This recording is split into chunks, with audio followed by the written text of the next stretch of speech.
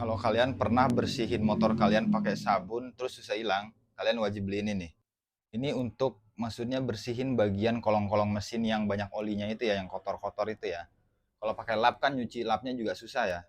Jadi kalian beli ini, disemprot-semprot, terus pakai kuas, digosok-gosok pakai kuas. Nah, itu jadi bersih motor kalian. Kolongan mesinnya jadi bersih, jadi terawat ya.